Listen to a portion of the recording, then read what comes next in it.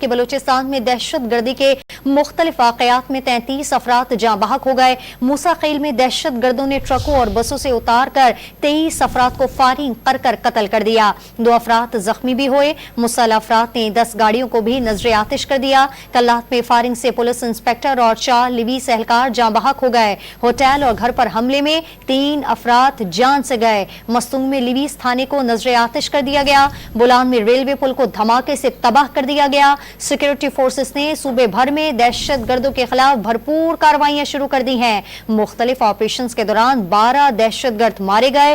Security forces نے صوبے کو ملک دشمنوں سے پاک کرنے تک کارروائیاں جاری رکھنے کا اعلان کیا ہے۔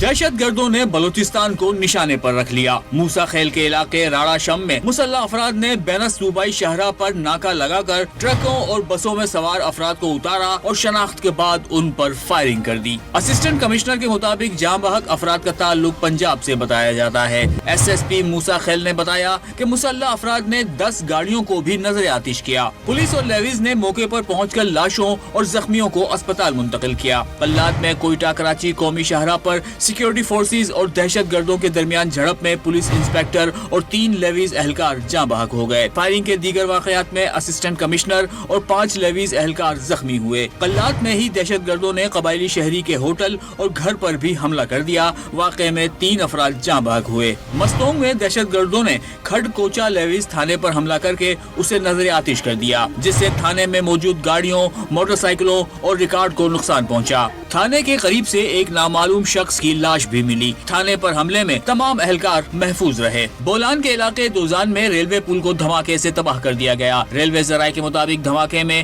1 شخص جاں بحق اور متعدد زخمی ہوئے۔ ٹرین سروس معطل ہو گئی۔ کراچی اور پنڈی سے کوئٹہ اور کوئٹہ سے اندرون ملک جانے والی ٹرینوں کو روک دیا گیا۔ گزشتہ رات سندھ بلوچستان قومی شاہراہ کو بھی مسلح افراد نے بلاک کر دیا تھا۔ سیکورٹی فورسز کی جانب سے بھرپور جوابی کارروائیاں جاری ہیں۔ فورسز کی مختلف کارروائیوں میں اب تک 12 دہشت گرد ہلاک اور متعدد زخمی ہو چکے ہیں۔ سیکورٹی ذرائع نے 2 ٹوک اعلان کیا ہے کہ دہشت گردوں کے خاتمے تک آپریشن جاری رہے گا۔